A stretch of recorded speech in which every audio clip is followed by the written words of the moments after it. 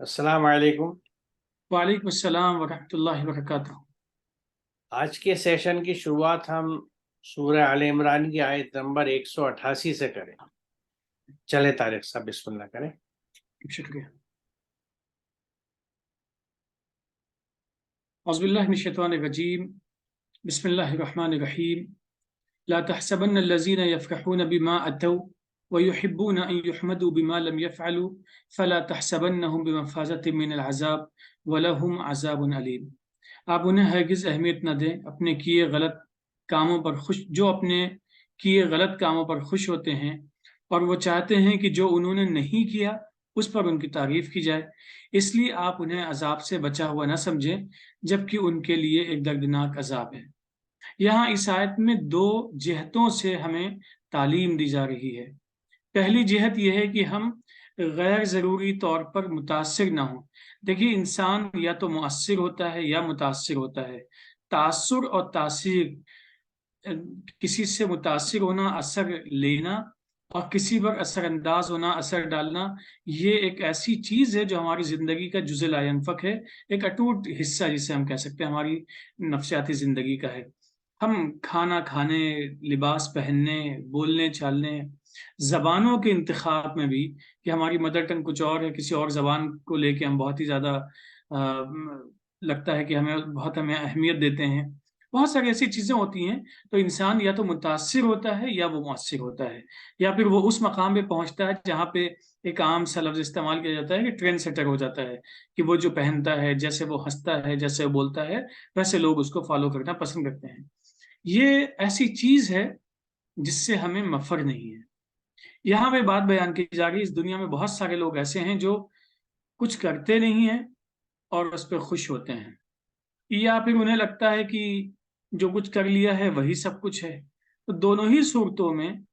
ऐसे लोगों के सिलसिले में जो हमारा रवैया होना चाहिए, इनको हमें बहुत ज़्यादा अहमियत नहीं देनी चाहिए। अहमियत क्यों नहीं देनी चाहिए? पहली चीज़, जो कुछ हमने किया नहीं उस पर हम बिलावजह खुश हो रहे हैं, ये कौन सी बात है? और गलत किस्म के काम किए हैं उस पर हम खुश हो रहे हैं, तो ये भी बहुत अच्छी काबिल सताइश, काबिल तारीफ चीज़ नहीं है। लिहाजा एक पहलू तो यह है कि हम गैर ज़रूरी तौर पे गलत लोगों से मुतासिर होने की कोई ज़रूरत नहीं है। मुतासिर इंसान मुतासिर होता है। कुरान मजीद में है कि कई मरतबा इंसान जब दुनिया के जहाँ वशम को देखता है, जर को देखता है, जमीन को देखता है, दौलतों को देखता है, तो इंसान मुतासिर होता है। तो उसमें यह है कि तुम्हारा जो चलत फिरत है, इससे तुम धोखे में न पड़ने पाओ। तो यहाँ एक एक इसका पहलू यह है कि हमें मुतासिर होने में थोड़ा सा एहतियात से काम लेना चाहिए। अपने आप को, अपने नफ्सियात को अपना हर वक्त असेसमेंट करते रहना चाहिए, और ये अपने आप को बार कराते रहना चाहिए कि अल हयात दुनिया है और इसके बाद में दारुल आखिरा है। ये इस आयत का एक पहला मफहूम है जो हमें अपनाना चाहिए। दूसरा इसका पहलू ये है कि हम उस कैटेगरी में शामिल ना हो जाएं कि हम कुछ करते भी नहीं हैं और उस पर हम चाहते हैं कि हमारी सताइश हो, हमारी तारीफ हो। और दूसरा पहलू ये है कि हम गलत किस्म के काम करते हैं और फिर हम उस पर खुश होने की हम बिला वजह कोशिश करते हैं। तो इन दोनों सूरतों में हमें इसका नतीजा क्या होने वाला है वो भी देखना चाहिए। अजाब है जिससे कोई छुटकारा नहीं है, और जो अजाब मिलने वाला है बहुत ही तकलीफ दह है। तो अगर इस आयत के इन दोनों पहलुओं पे हम गौर करते हैं, तो हम पहली चीज़ ये है कि हम महफूज हो जाते हैं गलत तासुर से। दूसरी चीज़ ये है कि गलत तासीर से भी हम अपने आप को महफूज कर लेते हैं और एक अमली ज़िंदगी गुजारने की कोशिश करते हैं। हमारी ज़िंदगी में हम देखते हैं, अपने आस पास या खुद अपनी ज़िंदगी में कई मरतबा हम लोगों की तबाही, बर्बादी और परेशानी का सबब बिला वजह का दिखावा, बिला वजह की शोबाजी और गैर ज़रूरी तौर पर लोगों से मुतासिर होना है। इन दोनों वजहों से हम हकीकत की ज़िंदगी जब जीने लगते हैं, और जब हम में से कोई भी शख्स ये समझ लेता है कि हम बहुत ही जो रियलिस्टिक अप्रोच है लाइफ का, जो है वो है, जो नहीं है वो नहीं है, जो सही है उस पर चलना है, जो गलत है उसको अवॉइड करना है, जब बहुत ही क्लियर कट हमारा तरीका होता है, तो ज़िंदगी में सुकून होता है, इत्मीनान होता है और आफियत होती है। और मज़ीद इसका फ़ायदा ये है कि जो अज़ाब अलीम है उससे भी हमारे बचने के इम्कानात कवी हो जाते हैं। जी, आपने दुरुस्त फरमाया। ये यकीनन ये एंगल इससे जुड़े हुए इस आयत के लिए। इसको मैं एक और रुख से भी अगर हम देखें कि जो इससे पिछली आयत थी उसमें उन लोगों का जिक्र है کہ جن کو اللہ نے کتاب دی تھی اور ان سے یہ کہا گیا تھا کہ تم اس کتاب کو لوگوں کے لیے کھول کھول کر بیان کرو اور اس کو چھپانا نہیں۔ تو بیسیکلی کتاب کو چھپانے کا مطلب کیا ہے؟ دیکھیے کتاب جو ہے، جو ہدایت رکھتی ہے، وہ بنیادی طور سے ایک لائف اسٹائل ہمیں دیتی ہے، ایک نظام دیتی ہے، ایک سسٹم دیتی ہے۔ اب پچھلی آیت میں ان لوگوں کا ذکر ہے کہ جنہوں نے لوگوں کو وہ سسٹم سمجھایا نہیں، اللہ کا نظام سمجھایا نہیں، اور چھپا لیا اس کتاب کو، اور اس کو چھپا کے کچھ فائدے لے لیے، جس کی نوعیت الگ الگ وقتوں میں الگ الگ رہی ہے، لیکن اس سے اصل چیز کیا ہوئی کہ جو اللہ کا نظام تھا، جس پہ ہماری پوری زندگی چلنی چاہیے تھی، وہ ایک طرف ہٹ گیا۔ اور نیچرلی جب اللہ کا نظام ہٹے گا تو کوئی اور نظام ہوگا جو اس کی جگہ لے لے گا، وہ باطل نظام ہوگا۔ جیسے اگر ہم اپنی زندگیوں کو دیکھیں تو آج کل جن نظاموں میں گزرتی ہیں، اگر وہ اللہ کے نظام نہیں ہے تو ظاہر غیر اللہ کا ہے، وہ باطل نظام ہے۔ تو اس نظام کے تحت یہ وہ لوگ ہیں جس کا اگلی آیت میں ذکر کیا جا رہا ہے کہ یہ جو کچھ ہم نے غلط کام کرتے ہیں، بنیادی غلط کام ان کا جو تھا، جس پہ یہ بہت خوش ہوتے ہیں کہ ہم نے جو سسٹم بنا لیا وہ یوں محفوظ ہے کہ ہم نے ان لوگوں کو بھی جن کو وہ اپنا بڑا مانتے ہیں انہیں خوش کر دیا کہ اللہ کے وہ احکامات اگر ہم آگے لے آتے جو پورے لائف اسٹائل کو بدل دیتے ہیں، تو یہ جو اس وقت کا نظام ہے یہ نہیں چل سکتا تھا، کیونکہ روشنی اور اندھیرے ایک ساتھ نہیں چل سکتے۔ اللہ کا نظام جب چلتا ہے تو کوئی اور نظام نہیں چلتا، کیونکہ یہ نظام جو ہے یہ اپنی افادیت خود اسٹیبلش کر لیتا ہے، اپنی سپریمیسی، اپنی یوٹیلیٹی خود اسٹیبلش کر لیتا ہے۔ اس لیے یہ بات قرآن میں کہی گئی ہے کہ یہ دین جو ہے یہ دیگر ادیان پہ اپنے آپ کو سپیریئر ثابت کر دیتا ہے، ان پہ غالب آ جاتا ہے، کسی دھوس سے نہیں، زبردستی سے نہیں، بلکہ اس کے ریزلٹس اتنے اچھے ہوتے ہیں کہ کوئی بھی سمجھدار آدمی جو ہے وہ اس سسٹم کو پسند کرے گا، کیونکہ ریزلٹ اچھے دے رہا ہے۔ تو اس سسٹم سے ہٹ کے جب دوسرے سسٹم سے، کیونکہ یہ ان لوگوں کا ذکر ہے جنہوں نے اپنے فائدوں کے لیے اس سسٹم کو چھپا دیا تھا، لوگوں سے کھول کے بیان نہیں کیا گیا تھا، اس لیے انہیں یہ پتہ نہیں تھا یہ اللہ کا نظام ہے کیا، انہیں کس نظام کے تحت زندگی گزارنی ہے۔ ان کی مذہبی جذبات کی تسکین کے لیے ان کو ایک ریچولسٹک مذہب سامنے رکھ دیا گیا تھا کہ بھی تم، یہ ہے دین، یہ ہے اسلام، اس طرح کام کرتے رہو، باقی تمہیں مطلب نہیں۔ آج بھی اگر ہم دیکھیں، اپنے ہی تعلق سے اگر ہم دیکھیں، تو ہماری اکثریت کو یہ نہیں پتا کہ قرآن کے احکامات کیا اور ہماری زندگی کیسے گزرنی چاہیے۔ اسلام کے نام پہ انہیں کیا پتا ہے کہ ہمیں نماز 5 گانا پڑھنی ہے، ابھی جیسے رمضان کا مہینہ گزرا اس میں روزے رکھنے ہیں، اور رمضان کے مہینے میں ثواب و فضیلتیں بڑھ جاتی ہیں، اس لیے جو زکوٰۃ ہم کیلکولیشن کے حساب سے دیتے ہیں وہ بھی اسی مہینے میں دے دینی چاہیے، اور یہ کہ اگر پیسے ہوں، گنجائش ہو، تو آپ کو حج کرنے چلا جانا چاہیے۔ اچھا، یا میں پھر عرض کروں، میں ہر دفعہ جب یہ بات کہتا ہوں تو کہتا ہوں کہ مجھے یہ اس میں کوئی انکار نہیں ہے اور شک نہیں ہے، یہ اللہ کے احکامات ہیں کہ میں ان کی اہمیت کو کسی طرح کم کروں۔ میرا صرف کہنا یہ ہے، میرا سبمیشن یہ ہے کہ دین اور اسلام صرف انہی میں نہیں، قرآن کی اتنے، ورنہ پھر یہی 3.5 آیتیں اللہ تعالیٰ ریویل کر دیتے، اتنا تفصیلی قرآن جو مفصل ہے، ہر چیز کو بیان کرتا ہے، مثالوں کی مدد سے سمجھاتا ہے، آیتوں کو بار بار گھما کے لاتا ہے تاکہ ہمیں سمجھایا جا سکے، جو اپنے آپ کے لیے خود کہتا ہے کہ لوگ اس کی آیت پہ غور و فکر کریں۔ تو جو سسٹم اور اس کو لانے والی کتاب لوگوں کو کھل کے انوائٹ کر لے کہ آؤ تم اس کو پر غور و فکر کرو، وہ کتنی مکمل ہوگی، اس کے آتھر کو کتنا یقین ہوگا کہ لوگ کتنے بھی غور و فکر کریں وہ اس میں سے ہدایت اور راستے پائیں گے، اس میں انہیں کوئی کمی نہیں دکھے گی۔ اور اس کو قرآن چیلنج بھی کرتا ہے، قرآن کی آیات کے علاوہ وہ کائنات کی آیت کے لیے بھی چیلنج کرتا ہے کہ تم دیکھ لو، اس میں کمی نہیں پاؤ گے، دوبارہ دیکھ لو، تمہاری نظر تھک ہار کے واپس آ جائے گی، تم ہماری تخلیقات میں کوئی کمی نہیں پاؤ گے۔ یہ جو کانفیڈینس اور کنوکشن ہے جس کے تحت یہ بات اللہ تعالیٰ کہہ رہا ہے، اس کی وجہ یہ ہے کہ وہ خالق، اسے معلوم اس نے کیا بنایا۔ ضرورت ہمیں یہ سمجھنے کی ہے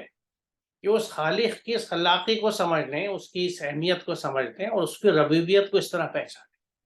تو جب اس نظام کو پیچھے رکھ دیا لوگوں نے، تو انہوں نے جو سسٹم کھڑے کیے جو آج بھی پریویلنٹ ہے ہمارے الگ الگ شکلوں میں، الگ الگ جگہوں، جس سے انہوں نے یقیناً فائدے لیے، ہر جگہ ہر علاقے ہر موقع میں الگ الگ قسم کے فائدے لیے گئے، ہر گروپ نے ہر طبقے نے الگ فائدے لیے، لیکن نیٹ ریزلٹ یہ تھا اس کا کہ اللہ کا نظام پیچھے چلا۔ تو اب دوسرے باطل نظام کے تحت انہوں نے جو کچھ کام کیا وہ کام بھی غلط تھے۔ دوسرے یہ کہ یہ جتنا کرتے نہیں تھے اس سے زیادہ تعریف چاہتے تھے۔ اگر ہم روزمرہ کی زندگی میں دیکھیں تو ہم اپنے علاقے کے جو پولیٹیکل لیڈرز ہیں یا سوشل ورکر ہیں ان سے کہتے ہیں کہ بھائی یہ ہماری سڑک بہت ٹوٹ رہی ہے، اس کو ٹھیک کرا دیجئے، یا اور کوئی سیوک کمیونٹیز میں کمی ہوتی ہے تو وہ کہتے ہیں کہ ٹھیک ہے ہم افسروں سے بات کریں گے۔ اب کبھی کبھی افسروں سے وہ کبھی کچھ بات بھی نہیں کرتے، لیکن روٹین میں کام ہو جاتا ہے اور سڑک کی مرمت ہو گئی یا جس پرابلم میں تھی وہ علاقے کے لوگ وہ ٹھیک ہو گئی تو وہ سب سے پہلے آتے ہیں کہ بھائی ہم نے کرا دیا ہے۔ تو یہ وہ چیز ہے جس کو یہ کہا جا رہا ہے کہ جو وہ کرتے نہیں اس کے لیے اپنی تعریف چاہتے ہیں، جو غلط کریں اس کے لیے بھی تعریف چاہتے ہیں۔ تو یہ کیونکہ یہ دیکھیے اہم بات غور طلب یہ ہے کیونکہ اس کے لیے اللہ تعالیٰ یہ کہتا ہے کہ انہیں عذاب سے بچا ہوا نہ سمجھیں، ان کے لیے ایک دردناک عذاب ہے۔ تو یقیناً یہ بات بہت سنجیدہ ہے جس کے لیے قرآن دردناک عذاب کہہ رہا ہے، کیونکہ چھوٹی موٹی یا معمولی غلطی نہیں ہے جس کو آگے جا کے درگزر کیا جائے یا چھوڑ دیا جائے۔ تو وہ بنیادی غلطی کیا ہے بڑی، جس کا پچھلی آیت سے ذکر آ رہا ہے کہ انہوں نے اللہ کے نظام کو چھپا دیا، پیچھے ڈال دیا، اور اس کے بدلے جو باطل نظام لے کے آ گئے، جو باطل چیزیں چلانے لگے، اس میں بھی جو کام کرتے ہیں الٹی سیدھے اس میں چاہتے ہیں کہ ان کی تعریف کی جائے، چاہے انہوں نے کیا ہو یا نہ کیا ہو۔ تو یہ ان کیٹیگریز کی بات ہے، اور تو یقیناً اس میں ہمیں یہ خود بنیادی چیز یہ سمجھنی چاہیے جس کا پچھلی آیت سے یعنی 187 سے تعلق ہے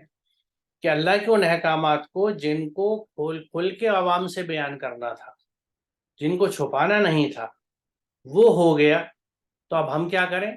ہمارے لیے اس میں سولوشن یہ ہے کہ ہم ان احکامات کی طرف لوٹیں۔ ٹھیک ہے اگر لوگوں نے ہم سے بیان نہیں کیا، ہم سے چھپا لیا، یعنی ہماری جو انسٹیٹیوشنز تھے تربیت کے، جو ہمارے چاہے وہ ماں کی گود تھی، ماں کی گود کو لے لیں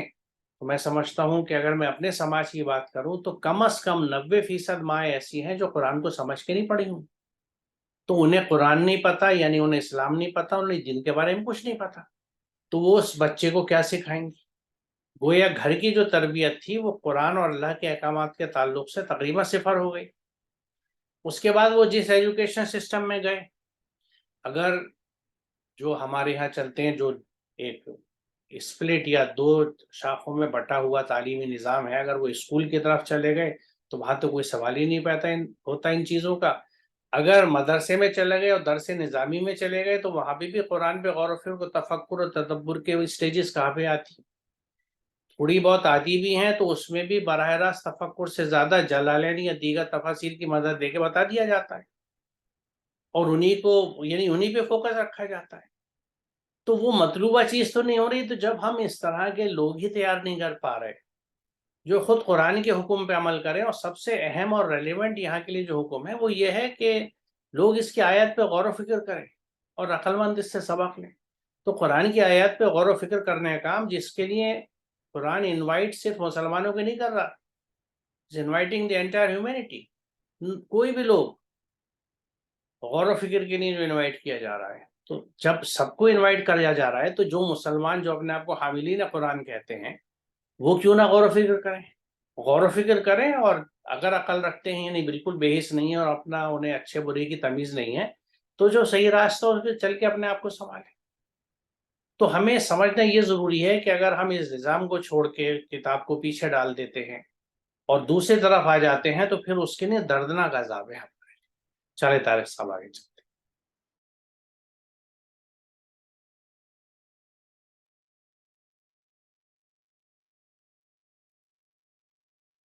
وَلِلَّهِ مُلْكُ السَّمَاوَاتِ وَالْأَرْضِ وَاللَّهُ عَلَى كُلِّ شَيْءٍ قَدِيرٌ، اور آسمانوں اور زمین کی بادشاہت اللہ کے لیے ہے، اور اللہ ہر چیز کے صحیح اندازے یعنی پیمانے اور قوانین مقرر کرنے والا ہے۔ یہاں اس آیت میں اس بات کی وضاحت ہے، اس کو پچھلی آیت کی روشنی میں سمجھا جائے جہاں پہ بیان کیا جائے گا اللہ تحسبن الذین یفرحون بما اتوا، کہ جو دنیا میں لوگ ہیں ان سے متاثر ہونے کے نہیں ہونے کی ضرورت ہے، اور انسان متاثر ہوتا ہے اس کی بہت ساری وجہیں ہوتی ہیں۔ ان وجہوں میں یہ بھی ہوتا ہے کسی نہ کسی انداز میں سامنے والا شخص ہمارے لیے غالب نظر آتا ہے، مال کے اعتبار سے ہو سکتا ہے، جاہ کے اعتبار سے ہو سکتا ہے، اور کسی اثر رسوخ کے اعتبار سے ہو سکتا ہے، کچھ اور بھی وجہیں ہو سکتی ہیں جس کی بنیاد پہ ہم اس سے متاثر ہوتے ہیں۔ جب ہم کسی سے متاثر ہوتے ہیں تو ذہن میں رکھنا چاہیے ایٹ دا اینڈ اس پوری کائنات کا جو خالق ہے وہی مالک ہے۔ اس پوری کائنات کا خالق ایک ہے، اس کا کریٹر ایک ہے، اس کو پیدا کرنے والا ایک ہے، اس کو مینج اور رن کرنے والی جو شخصیت ہے، جو ذات ہے، وہ ایک وحدہ لا شریک ہے، اس کے علاوہ کوئی نہیں ہے۔ ہر جتنے بھی نظام متعین کیے ہیں، پیاس لگی ہے تو پانی پینا ہے، ہمارے زندہ رہنے کے لیے ہمیں آکسیجن کی ضرورت ہے، اس نظام کو بنانے والی جو ذات ہے وہ ذات تن تنہا ایک ہے، واحد ہے، اور اسی ذات کے قبضے قدرت میں آسمانوں اور زمین کی بادشاہت ہے۔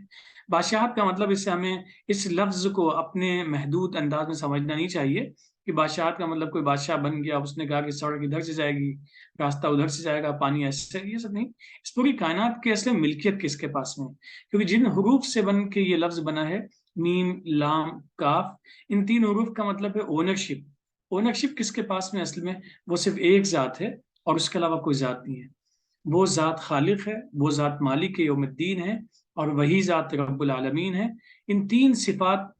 کو اگر ہم دیکھیں تو ہمارے ذہن میں خود بخود یہ خیال آ جائے گا کہ ہم کو متاثر ہونے کی ضرورت کیوں نہیں ہونی چاہیے، ہمیں کیوں اپنے آپ کو تاثر سے بچانا چاہیے۔ اس کی وجہ یہی ہے۔ اور پھر اس کے بعد میں یہ ہے کہ واللہ علی کل شیء قدیر، کہ جتنے بھی نظام ہم کو دکھتے ہیں اس دنیا میں پھیلے ہوئے، اس کائنات میں بلکہ پھیلے ہوئے، ان سارے نظاموں کو بنانے والی ذات صرف ایک ہے، اللہ ہی ہے، اس کے سوا کوئی ذات نہیں ہے۔ جب سپریمیسی ایک سپریم پاور کی ہے تو ظاہر سی بات ہے اسی سے متاثر ہونا چاہیے، اسی کے احکام پہ چلنا چاہیے، اور اس کے علاوہ جو بھی ہے وہ مخلوق ہے۔ وہ ہمارے اپنے کیلکولیشن کے لحاظ سے ہمیں بہت بڑا دکھ سکتا ہے، کیونکہ ہم اپنی فہم کے اعتبار سے چیزوں کو کمپیئر کرتے ہیں کہ ایک طرف ایک ٹرین کا سائز ہے، ایک طرف ایک بس کا سائز ہے، ایک طرف ایک میٹرو کا سائز ہے، ایک طرف ایک جہاز کا سائز ہے، ہر ایک کے اپنے سائز ہیں، ہر ایک کا اپنا انداز ہے۔ لیکن بہرحال ہم اپنی محدود معلومات کے مطابق ہی چیزوں کو سمجھتے ہیں، لہٰذا اپنی محدود معلومات کے مطابق کبھی ہم ایسا جج نہ کر بیٹھیں جو خالق کائنات ہے اس کو عام انسانوں کی طرح سمجھ لیں، اور عام انسانوں کو اس خالق کائنات کے مطابق سمجھ لیں۔ لہٰذا ہر وقت ہمارے ذہن میں رہنا چاہیے کہ ہم کو متاثر ہونے کی ضرورت نہیں ہے، کائنات ایک وحدہ لا شریک کی ہے، اور وہی تمام چیزوں کو کے نظام کو بنانے والا ہے، اور اسی کے بنا ہوئے نظام کے مطابق یہ پوری کائنات چل رہی ہے۔ دیکھیے، یہ ایک نقطہ جو پہلا حصہ ہے اس آیت کا کہ آسمان و زمین کی بادشاہت اللہ کے لیے، یہ ایک ایسی بنیادی چیز ہے کہ جس سے اگر ہم سمجھ لیں تو ایک طرح سے پورا انداز زندگی اور ہمارا طریقہ بدل جائے گا دنیا میں زندہ رہنے کا اور اپنی زندگی گزارنے۔ یہاں آسمان اور زمین کی بادشاہت اور اونرشپ کا جو تصور ہے وہ اسے اس طرح ہم سمجھیں کہ جب کسی بھی ملک میں کوئی بادشاہت ہوتی ہے کسی کی بھی، تو وہاں اس ملک کے رہنے والے شہری اس کے قانون پہ چلتے ہیں، اس ملک کے قانون پہ چلتے ہیں جو وہاں کا بادشاہ ہوتا ہے، اور اس قانون سے اگر وہ ہٹتے ہیں تو ان کی پکڑ ہوتی ہے، سزا دی جاتی ہے۔ دوسرا نقطہ ایک اہم یہ ہے کہ یہ بادشاہت جو اللہ تعالیٰ کی ہے یہ دنیاوی بادشاہتوں سے اس طرح مختلف ہے کہ یہ بادشاہت ایسی ہے جس میں کسی اور کا حکم شریک نہیں، یعنی وہ واحد ہے، اور یہی اصل ہے وحدانیت، کہ وہ واحد اونر بھی ہے، وہ واحد بادشاہ بھی ہے، اور وہ واحد ہستی ہے جو ہر چیز کے لیے قوانین مقرر کرتا ہے، اور ان قوانین سے ہٹ کے جو چلتا ہے وہ نقصان اٹھاتا ہے۔ تو یہاں بادشاہت جو ہے وہ صرف، یعنی یہ میں اس لیے کہہ رہا ہوں کہ بادشاہت کا تصور ہمارے یہاں جو ہے وہ صرف وہ والا ہے جو تصور میں بادشاہ جاتا ہے، کہ تخت پہ بیٹھی ہوئی ایک ہستی جس نے جو کہہ دیا ویسا ہو گیا، اور اس نے جو مناسب سمجھا کر لیا، اس کے ملک کے کچھ قانون ہو، لیکن جو بادشاہ ہوتا ہے وہ ان قوانین سے اوپر ہوتا ہے، اسے لیے کوئی قانون نہیں ہوتا، وہ کچھ بھی کر سکتا ہے اور اس کے کرے پہ کوئی سوال نہیں اٹھاتا۔ یہاں ہم اللہ تعالیٰ کی ایک ایسی بادشاہت سے متعارف ہوتے ہیں اور جانتے ہیں جو پوری قوانین کے تحت چلتی ہے، قوانین سے بندھی ہوئی ہے، اور اللہ تعالیٰ کے خود تمام کام ان قوانین کے تحت ہوتے ہیں، یعنی اپنے قوانین جو اس نے طے کیے ہیں وہ خود ان کو نہیں توڑتا، اس نے پوری کائنات کو انہیں قوانین کے تحت چلا رکھا ہے، کنٹرول وہ کرتا ہے، بنائے اس نے، لیکن ایک دفعہ جب وہ قانون طے ہو گئے تو پوری کائنات انہیں قوانین کے حساب سے چلتی ہے، اور اللہ کے اس حکم میں کسی اور کا حکم نہیں شریک ہوتا، کیونکہ اللہ کے حکم میں کسی اور کے حکم کی یا منشا کی شراکت جو ہے وہی شرک ہم کا کہتے ہیں اس کو، کہ جہاں اللہ کے احکامات میں۔ تو اب اگر ہم پھر اس کو پیچھے سے لے کے چلیں آیت 187 سے، تو ان لوگوں کا ذکر ہے جنہوں نے اللہ کے احکامات کو نہ پبلک کیا، عوام کو بھی نہیں بتایا، بلکہ پیچھے ڈال کے ایک دوسرے نظام کو کھڑا کر دیا۔ تو اب دوسرے نظام کو کھڑا کیا اور اس کے ڈنکے بجانے لگے اپنے کاموں کے جو انہوں نے نہیں کیے تھے، وہ کام اللہ کے نظام کے تحت ہوتے تھے، اس کا کی کریڈٹ لیا کہ ہم اس کو کر رہے ہیں اور اس میں تعریف چاہیے۔ اس تیسری آیت میں بتایا جا رہا ہے، یہ یاد دلایا جا رہا ہے کہ یہ بادشاہت اسی کی ہے، یعنی اونرشپ بھی اسی کی ہے اور رولز بھی اسی کے بنائے ہوئے چلتے ہیں، احکامات اسی کے ہیں، کیونکہ جس کی بادشاہت ہوتی ہے اسی کا حکم ہوتا ہے، اسی کا کانسٹیٹیوشن ہوتا ہے، اسی کا قانون ہوتا ہے، اور اس کے تحت آپ نہیں چلتے، ریڈ لائٹ پہ نہیں رکیں گے تو جرمانہ ہو جائے گا، آپ ملزم گنے جائیں گے۔ تو جب قوانین اس کے ہیں تو اگر آپ اس کے نظام کو نہیں اپناتے، کیونکہ آپ کو جو آپ کے بڑوں نے جو آپ کو راہ دکھاتے ہیں، انہوں نے نظام آپ کے سامنے دوسرے رکھ دیے، کیونکہ انہوں نے اللہ کی کتاب کو آپ سے بیان ہی نہیں کیا، اسے پیچھے ڈال دیا۔ تو اب اگر اس نظام پہ آپ چلیں گے تو آپ اللہ کے قوانین پہ نہیں چل رہے، کیونکہ وہ قوانین، وہ احکامات جو آپ کو زندگی گزارنے کے لیے قرآن نے بیان کیے تھے، اگر میں قرآن کے کنٹیکسٹ میں بات کروں، وہ تو ایک طرف رکھے ہوئے ہیں، آپ اپنی زندگی اپنے حساب سے، اپنے بڑوں کے کہنے سے یا اپنے خاندان کے یا سماج کے یا طور طریقوں کے حساب سے گزار رہے ہیں، قرآن کے حساب سے تو نہیں گزار رہے۔ تو نتیجتاً اس کے جو اثرات ہیں وہ آپ پہ برے آئیں گے، آپ کی دنیا اور آخرت، یعنی یہ زندگی اور اس کے بعد کی زندگی دونوں متاثر ہوں گی، کیونکہ یہاں آپ اللہ کے احکامات کے حساب سے نہیں چلتے تو آپ کا جو بھی کام ہوگا وہ اتنا پروڈکٹیو یا اچھا نہیں ہوگا جو طریقہ اللہ نے بتایا ہے اس سے ہٹ کے جب آپ کام کر رہے ہیں۔ دوسرے، آپ کی نفس کی، آپ کی شخصیت کی وہ اصلاح نہیں ہوگی جو ہو جانی چاہیے تھی، اس لیے آخرتی زندگی میں متاثر ہوتی۔ تو یہ آیت یہ یاد دلا رہی ہے کہ زمین آسمان کی بادشاہت اللہ کی ہے،